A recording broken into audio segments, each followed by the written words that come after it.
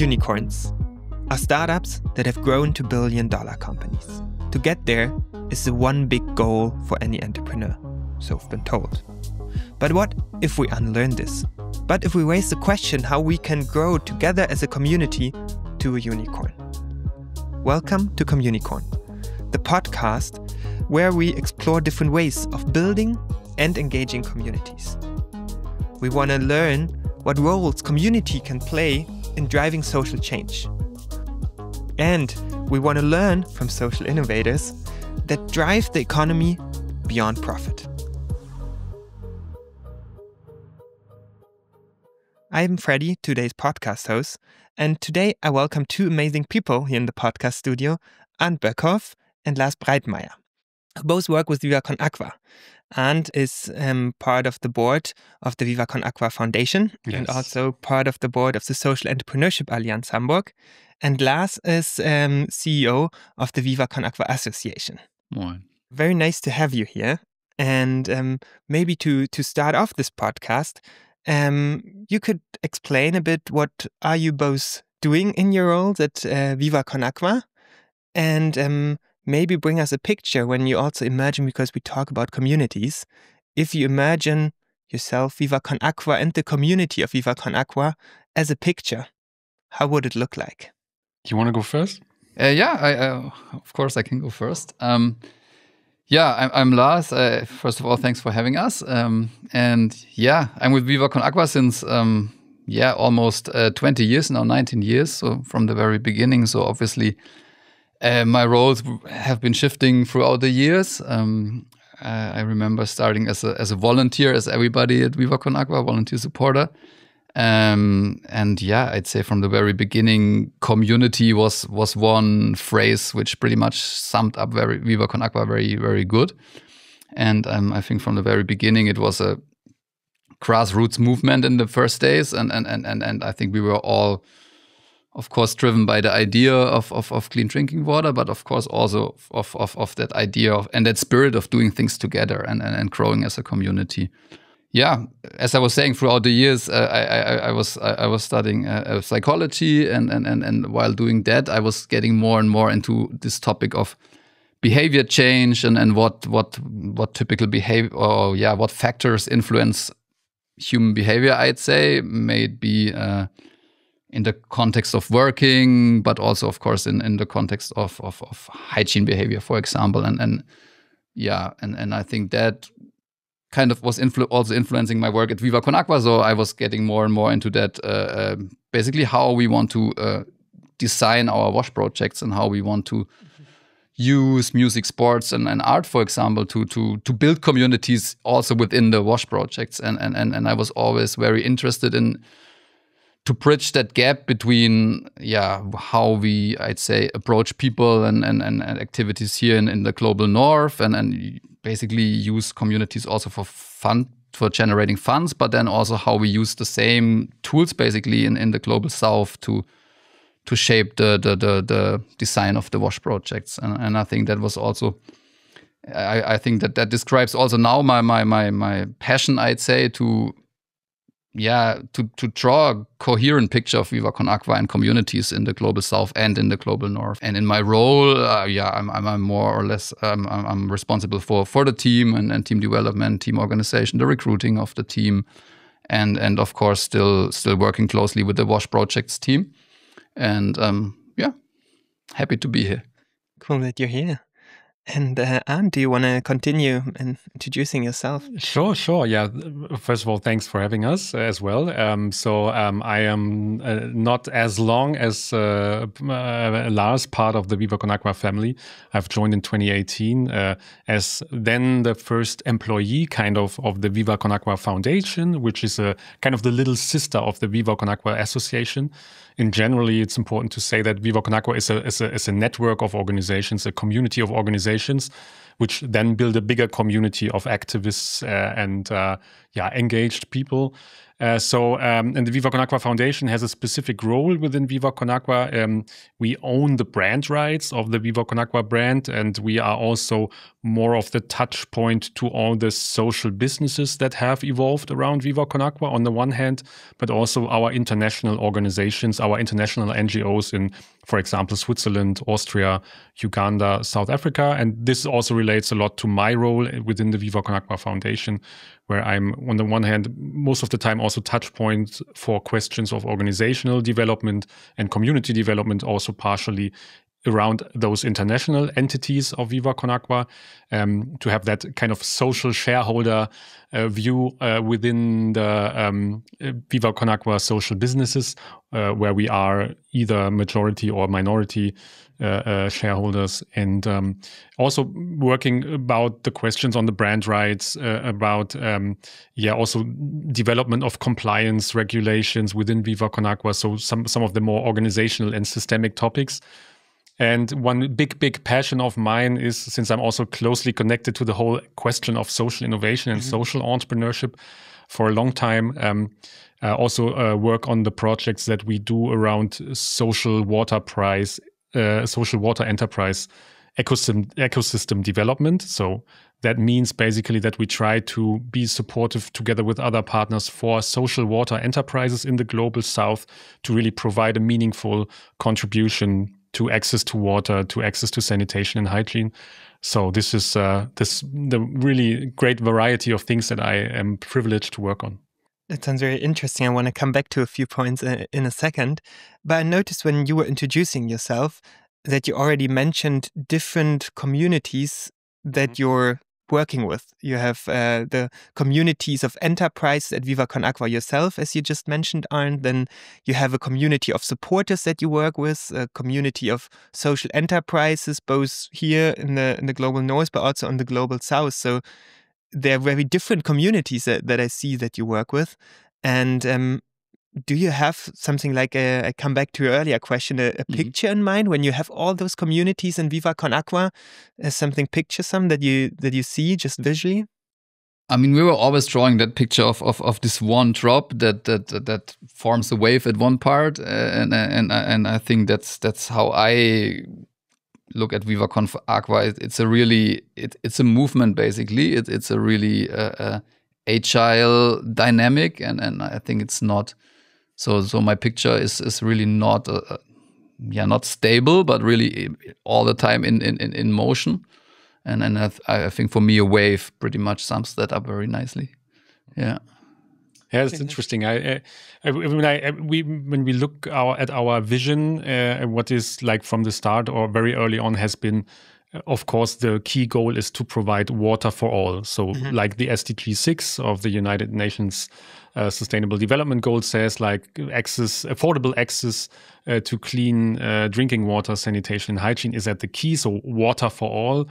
But also always the integral part has been all for water, really to activate, inspire people to engage, to be active for water, to kind of be part of the Viva Con Agua community. But that also then transcends to how can we, together with other relevant stakeholders, other relevant key partners, form kind of alliances and communities around the topics we want to move, and that we can actually move better together. As in radical collaboration, you could say. That is, I think, really at the key of our values also. Maybe I want to dig there a bit deeper. So because you say your overall goal would be a bit like water for all for water. And if I want to understand that impact that you want to create a bit better, how would you describe that a bit more specific? What would that mean? What would you be happy to see? What change in the world? What are you driving with Viva Con Agua? I think basically there are two different things. I mean, one is obviously the water projects itself, and I think there it's always the goal, as Arnd was saying, to provide clean water, clean drinking water, and safe and clean drinking water to people. And obviously, I mean, impacting the health of communities, working closely with schools, and obviously there providing a better platform for learning also, so that also contributes to equal education, for example. But yeah, I think there's the focus for me personally is definitely on the health side. And on the other hand, looking at that, saying like only a good life, only engaged life is a good life, basically, and saying, bringing or showing people that it doesn't take too much to get socially engaged, and I think it's a lot of times. I don't know, situations might be overwhelming or challenging, but at the very beginning, but it doesn't need too much to just get things started. And I think to bring people into engagement, I say, is definitely an impact we're looking at, and inspire and using Viva con Agua as an example, basically, or maybe a light tower to inspire people to get engaged for whatever cause. And I think that's also for me personally.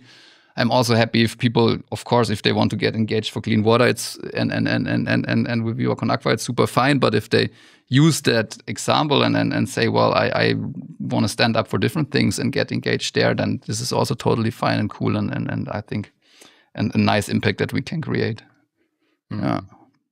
Yeah, maybe just quickly adding to what the impact is about on the water side. I mean, together with our partners that we are super lucky to work with for now more than 20 years, actually, we have provided access to clean drinking water, sanitation or hygiene to around 4.5 million people so far. I mean, it's most of the time it's a small contribution on our end, but still together in partnerships that leads up to a really meaningful number of people where there is a bit of change in life through that access. So this is, I think, then leading to those impacts Lars has mentioned: better health, better education, aspects of gender equality, actually, because like there are lots of women and girls that are responsible for fetching water for the families and households. So there are several layers of impact that come from water and a good access to water. And yeah, I think also with the community aspect, so maybe like being really open about like what discussions we also have, like coming from water for all for water. We have now a big discussion, and we really want to sharpen it in a way that we think it's not just about a generative like all for water, but it's really about communities. It's really about people who collectively do something for water, and how water can also provide better means for collectives like communities, local communities, like really being more specific around that community. Also in these times where we all know like there's a lot of tension in our society, and maybe a bit of a longing also for places to belong or spaces of social care, and really saying also we as Viva con Agua want to provide a space of social care where it is about positive engagement, like creating something positive with each other, not going into fight with others, but really providing a bit of a different environment than we often face now on social media and in other circumstances. And if I may ask, how do you do so? I find that really interesting. Like if you try, because you try to engage, you try to activate really a community to engage for your cause or also other causes beyond. How do you do that? What's your approach? What works well? What didn't work well? Maybe also in the past.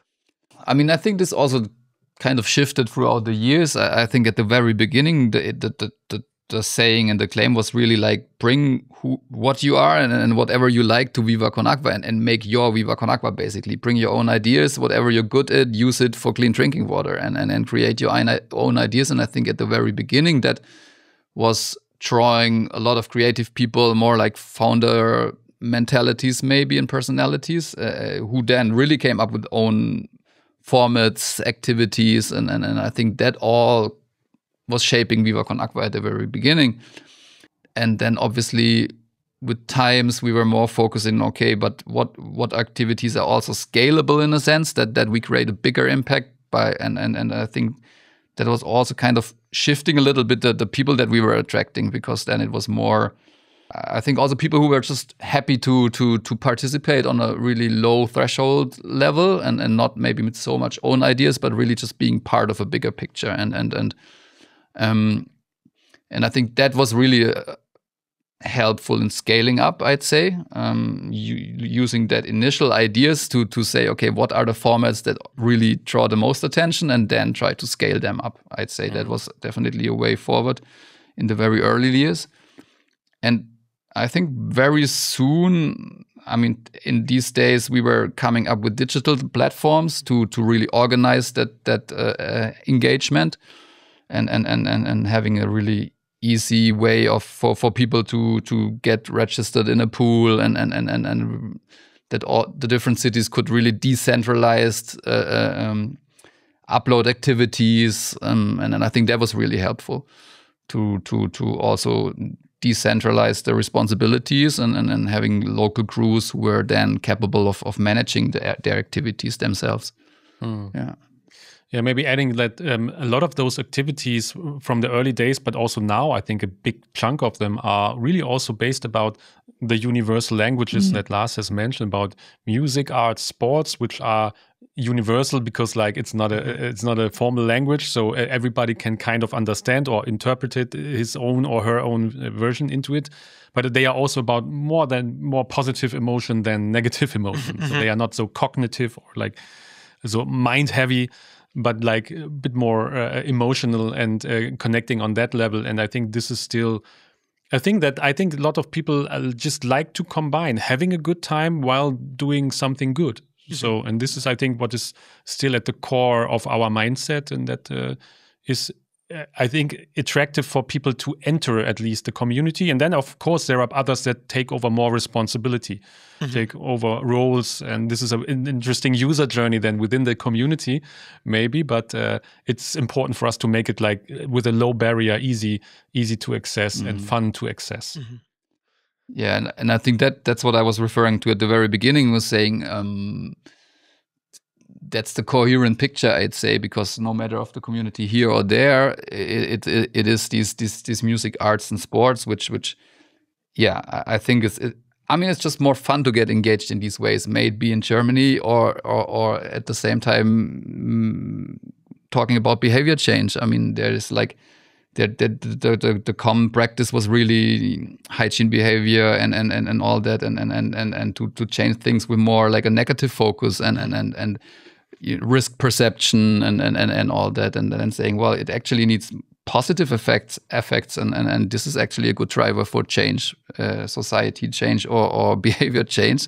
And I think that's the common ground we're talking about, and yeah. I find it interesting because I also connect the Viva Con Agua brand with this fun attitude. And I'm always wondering a bit, isn't it difficult to keep that balance? How do you do so? Like, how can you keep the balance between those fun aspects and drawing people's attention, bringing them into action through sports, arts, music, and then on the other hand, targeting and advancing, getting progress in these tough topics on clean water or wash projects in general? Definitely, but I think it's a fun challenge because it's like there's a polarity, there's a kind of a dualism in it, kind of, that you think like having fun and like tackling such a serious issue like not having clean drinking water, like an existential issue. But I think that's always for us the fun part of how do we then create the narratives around it, that we of course don't sugarcoat. Or we should not sugarcoat that there is an issue that we are working on and that this is a serious issue. On the other hand, it's also about then how can we then communicate also, like, for example, pictures or narratives from the project context, not talking about the pity and the horrible situation of the poor people in Africa, like a lot of development aid communication has been over the decades, but like, there's a huge potential. There are young, motivated people who are eager to develop, who are eager to reach something, and we can provide better means for doing so. So, like, looking at the potential, looking at the positive side of what can be achieved together, and not about what's the horrible situation that people are stuck in. So this is, I think, the way that we always try to connect it. There are clear no-go rules for certain pictures or certain types of pictures where we say this is just that creates negative emotion, and that is nothing that we want to communicate. Yeah, and at the same time, frankly speaking, I sometimes it was also I think it's an interesting question you're raising, because I mean, looking at internal processes, for example, also within the organization or within the office team. I think we were having discussions about, Viva Con Agua is always about fun, how to deal with negative emotions. Of course, I mean, as in every team, we do have like tensions and all that. And I think that was always, however you want to call it, the shadow of Viva Con Agua, maybe, to say, okay, we don't want to dip in there and don't want to dive into these tensions and negative emotions. So I think there was really also something on organization development level, which we were looking really carefully throughout the last years, and also trying to establish a kind of a discussion culture and also kind of educating ourselves how to deal with conflicts within the team, because I think that was really, for lots of years, it was like, okay, if there are tensions, better deal with yourself, because we're all about fun and then not so much about negative emotions. And I think we found good ways and we're using different tools to more also introduce that part, and then becoming also a bit more holistic in that sense, maybe. Yeah, true. And how is it within your larger community? I mean, do you also feel like sometimes there are tensions coming? Also, I'm asking a bit from the background of, because you have the different communities, right? And they obviously play a very important role for you in reaching your vision, the different communities you're working with. And so I was wondering, when you want to use it at the one hand as a means, and on the other hand, they're not only a means, but you really want to further a community, is there sometimes also a tension about this perception within the community, or how do you perceive the communities? Which role do they play for you and for the community, the picture themselves that they have, maybe also? You want to start off? Not an easy question. Please. No. I think Lars maybe has a bit more long-term experience with like working closer, like also with the volunteer community. But I think what I would say, yes, definitely, it's always, and it's, I think, a good part on Viva Con Agua, there's an open culture of addressing these things. Yeah. Also, like there is, looking at the German and also Austrian, Swiss volunteer body, that they have crews. There are certain representatives of the crews who are then also represented in the general assembly of the association. So they have, as every crew has a voting right in that case. So their voice is actually heard. It's not just please collect some donations, have fun, and stay silent. Yeah. We have a committee, a so-called committee, that is kind of representing also the views of the volunteers. So there have been like really great, I would say, kind of social structural innovations within Viva Con Agua to find unique ways within Viva Con Agua to do this.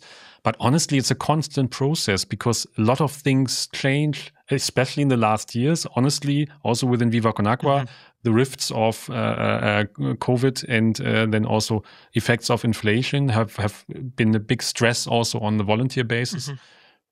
We are constantly trying to adapt to new realities on that. So it sounded like you also involved the community in decision-making part of, or was I getting with the structure that you mentioned, that they're coming up from the local hubs, kind of? In a formal way, definitely. I mean, there is that level of on being part on the General Assembly of the association, for example. But I don't want to create a picture of like there's just like broad involvement on every topic. I mean, there is a certain, like we have a team of employed people within the offices, and we have a leadership board, and so it's not that we are without those hierarchies. That would be just a blunt lie to say that. So, but there are certain degrees definitely to be involved, and it's also it depends actually also on the activity of the individual or the crew or the group of volunteers to make their voices heard, definitely. But there are always channels to do so. Yeah, thanks for clarifying, Arnd. That sounds pretty logical, that not everyone can be involved in every decision, but that you have the channels for everyone to be heard and be involved. Is there anything that you want to add, Lars, to the picture of the community or the role it plays for you? Yeah, I mean, first of all, I think it's really a privilege also, and it has been in the past to also have some kind of internal feedback and also like a critical corrective in some way, and I think I think it's better to get like critical feedback internally, and then you can deal with it instead of you putting something out there and then it comes right away from external side or via media or whatever. And I think in that sense, the community also has played a crucial role throughout the years. I mean, maybe to give you some examples, that when we weren't too sure about certain corporations, and I think there was critical feedback. Are you really sure you want to do this, that, and then really getting in and playing ping pong with that community and figuring out, okay, what could be critical points in that corporation. And I think that sometimes led to decisions to we still want to do it, or we definitely see these points and pull back maybe from planned corporations. And I think this is really it's a privilege to have that internally. But I think as you were saying, I think it's very, very important to make sure what kind of participation you want to have. Is it more like a feedback? Is it a sounding board, or is it really decision making? And I think that that's just important to not wake wrong expectations basically, and make sure this is the kind of feedback you want to have, or that certain level of participation. Maybe if I'm allowed to add one interesting challenge also with the community, how it is evolving.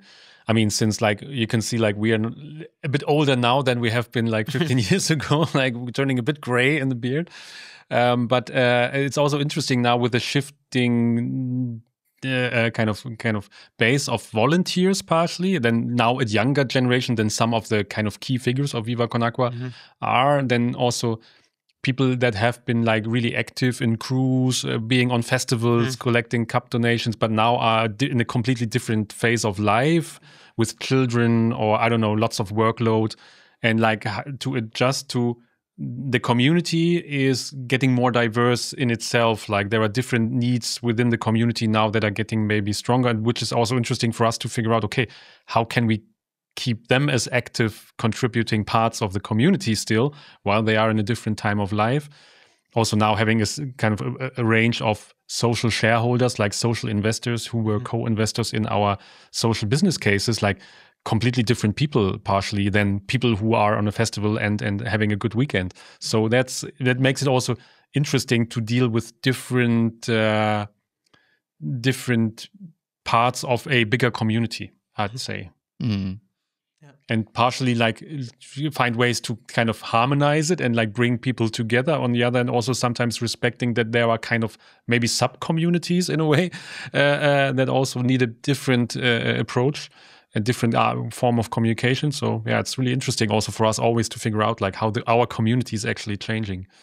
It sounds that it, on the one hand, it gives you much, like a sounding board, it gives you corrective, it gives you engagement and power, but on the other hand, that it also sometimes makes it obviously a bit more complex, what you just mentioned, because you have to figure out how you can address the community.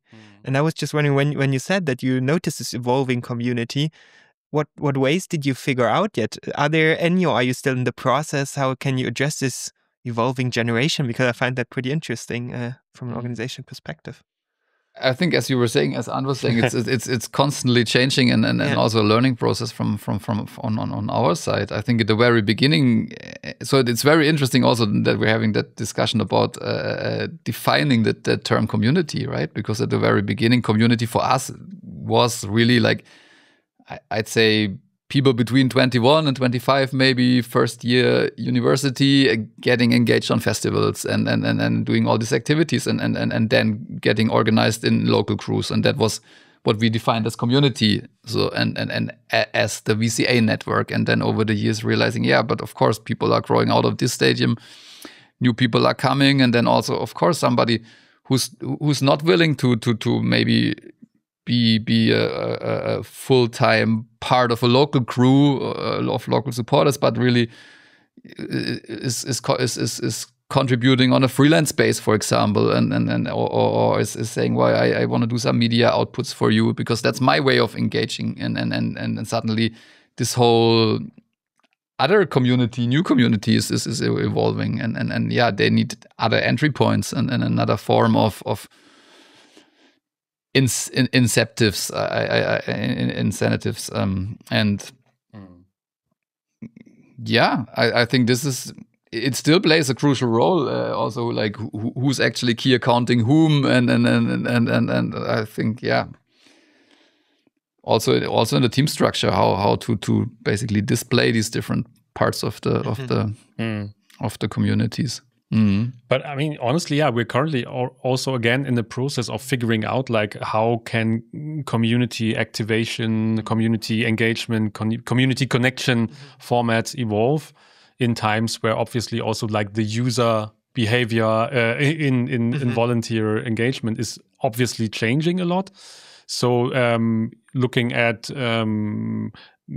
maybe we may more often do smaller formats, for example, with maybe 30 to 40 people, not just like bigger events, but also a bit more intimate, maybe sometimes a bit more looking at what are offers we can integrate into those activities that offer added value for people that participate, while still honestly figuring out like how can we make sure that we don't invest more into it, that we are actually getting from those community engagement for the bigger purpose of water. So this is always a balance that we need to find.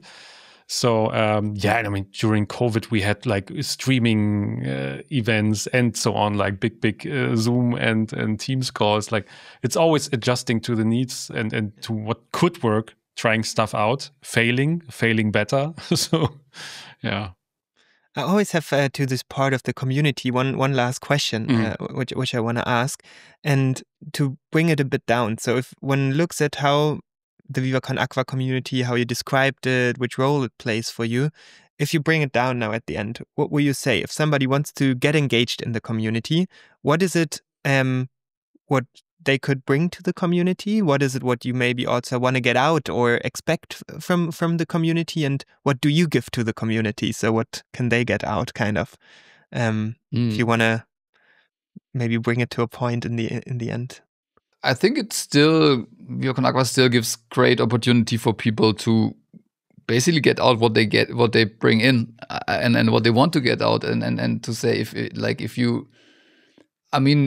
offers just different levels of engagement, and I think for somebody who's really willing to take over responsibility and also be maybe a little more committed to engagement, then definitely Viva Con Agua gives a great opportunity, and I mean we were talking about that earlier, that having people coming in maybe for like a first semester internship in the course of the Millantor Gallery production, a cultural festival in the stadium of the FC St. Pauli that we basically produce every year, and they were coming in and wanted to support in the production, and at the very beginning were very shy and didn't know how to approach the people, and throughout the course of the festival, where you could literally see how they were flourishing and even after the festival took over more responsibilities, were getting more engaged in local crews, acting as a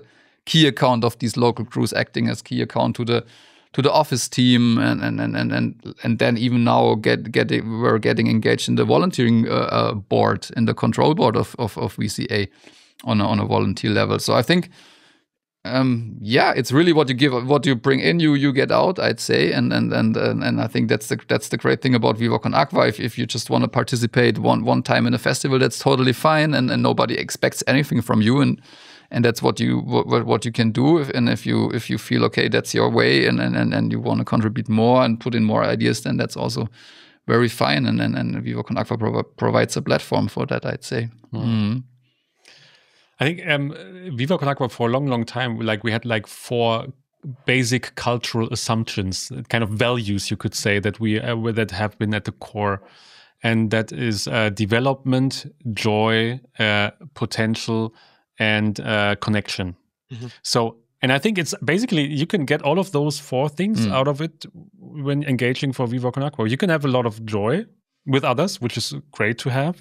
It's more fun to have joy with others than just with yourself. So there's room for development, especially if you are in the context of not being in work context, that you can try out stuff sometimes more freely if you're just a volunteer. You have a bit more space to try yourself out. You can explore your potential, and you can really just develop and connect with people. So I think that's still, and I think that will very likely still be at the core of what Viva Con Agua is about.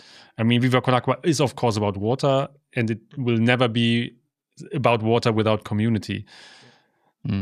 So, because that's what we are, that's our identity, that is what's attractive for most of the people who have been involved or are still involved with Viva Con Agua over the 2 decades now. Yeah, it's super interesting, and also to see how you evolved over time, how your community has grown, but also probably your impact has grown over time. And that brings me a bit to the next part of thinking about scaling. So, but I think every initiative, any organization faces over the time the question, how can we grow as an organization? How can we grow our impact that we want to have? And maybe you could describe how you have experienced that over the past, and at what point you're now at, and how you look at scaling Viva Con Agua or the impact of Viva Con Agua. So maybe starting, like, the interesting thing about Viva Con Agua is also, again, a dualism of, on the one hand, a network and a community of social activists, of civic engagement, voluntary engagement. On the other hand, the social business side of having out social products, social services. So I think we always have, therefore, a bit of an ambiguous approach to scaling. I think there are other social enterprises who are more focusing, like, let's scale the product and the reach of the product as much as we can. I think we always are about finding the balance between scale it in a sustainable way that is really healthy for the whole ecosystem, without trying to just reach the stars, without keeping touch with our community and about also challenges that come along with it. Like, if you look at the Viva Con Agua water, our bottled water, I think there have been ample opportunities over the year to maybe scale it faster, that we said, like, no, that wouldn't be a good way to just reach for more revenue. And it's also with, like, just reaching for every partnership that is out there. I mean, the biggest partnerships, the most lucrative and financially interesting partnerships would have been some that would have killed the brand and the community in a way. So therefore, it's always finding that balance between the values and, of course, in the end, growing revenue, growing the platform for then actually providing resources to our purpose, to access to clean drinking water, is of course important. I mean, this is a bit of the ambiguous situation that we are always in, to find that balance between growth and solid development. And when you look now and you can dream a bit and would say, like, you look in 5 or 10 years, what would have happened to Viva Con Agua? How would it look like? And maybe you can also draw on some excited moments or something you're excited about the moment that could contribute to that picture, so that it's not out of the blue, but you can also draw something out of the blue if you wish. I mean, first and foremost, the most important picture for me is this wild number. But if I look in 10 years from now, and when we're getting close to 4.67, maybe close to 5 million people reached so far. If we would have reached 10 million people in 10 years, that would be awesome, because that's the actual transformative change that we are aiming for, with all the positive impact that has for those people and those communities. I think this is still at the core for me personally. And other than that, with regards to the community, I would find it super cool if we have touch points for really different age groups, different kind of also parts of the demographic, like really being a point where people from different walks of life can also connect and collaborate, even more than it is now, I guess, because I think we're evolving there maybe, but that would be cool. Just like a strong, broad community that is also not just based in Germany, but also with also those. I think this is also the thing that you sometimes mention, that there's also we managed to still have that community connections between global North, global South, that connections between people within the Ugandan ecosystem with the German ecosystem, also to have that common intercultural understanding growing. Yeah. Yeah, that's very interesting. Anything you want to add, Lars? Yeah, I also think like in 10 years, I would love to be still relevant also for I'd say, younger peer groups and as Arnd was saying, having this broader community picture even, and and at the same time, I think with that having still young people in the network who then come up with their own ideas, and I think that's also important. That I think Viva Con Agua was also always like the acting persons were also always giving Viva Con Agua the face basically, and the profile, and I think it would be super perfect if we have formats from which we don't even know yet, because they still have to be developed, and for me the best way would be if these new formats come from other people, right, and not always from us, and then that maybe I think that would be great to have new formats, new people contributing, new ideas. Before I want to come to one last question from my side, is there anything that we didn't cover yet where you say to understand Viva Con Agua and your communities, something that you think is missing yet, which you want to share with us? I think maybe one layer on the, like, bit coming back to the last question you asked, like a layer that is a bit like, okay, where can we have positive effects beyond the direct impact that Viva Con Agua can create?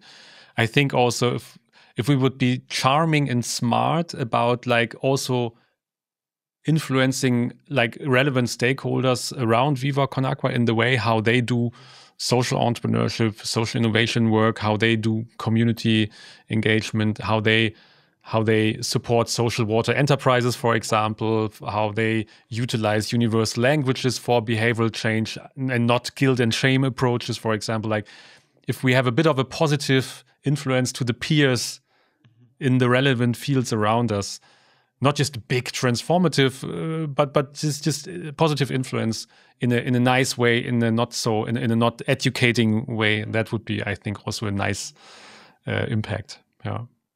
That would come to my last question. It's a bit of an ABC game, or where if you imagine a triangle, and you have enterprise, you have impact, and you have community. Where would you locate Viva Con Agua? Enterprise, impact, community. I think honestly, and that's not. It sounds a bit cheesy, but I think it's really somewhere in the middle, because I think there are others that have a stronger impact focus that are also, I would honestly say, more advanced in measuring and following impact as a pull factor for how they evolve their strategic work. So I think we're not drawn to the impact corner. And also still always trying to balance between community and enterprise. So I think but I feel super comfortable in that spot. Maybe with a bit more like shifting a bit more to the impact, like that would be a good evolvement for the next years. But still, other than that, I think it's great that we are not either community or enterprise, because it's not necessarily a contradiction. I think there's a great synthesis in putting it together and having this specific identity, because it's always a thing there where people are like, this is so unique about Viva Con Agua. You can't put them into a box as easy as others, which I like, honestly. Yeah, absolutely. For me, it's also really depending on the perspective that you're looking at it. I think if you think of enterprises and that's your background, then that's how you consider Viva Con Agua and what you basically perceive. I think if you're more coming from that community engagement, then that's what you get out and what you see. And so I think it's really organically moving within this triangle. I more have that picture of a cat, which is always following that light bulb of a flashlight, and I think that's really for me Viva Con Agua. Right? We're a cat chasing the light. Yeah. Okay. Cool. It's and it's constantly shifting. I think and Yeah. So, but the light it's a blue drop-shaped light. You know, like we're chasing, we're chasing the way how we can do the best for water, actually. So, yeah, in a way, it is that way. Yeah.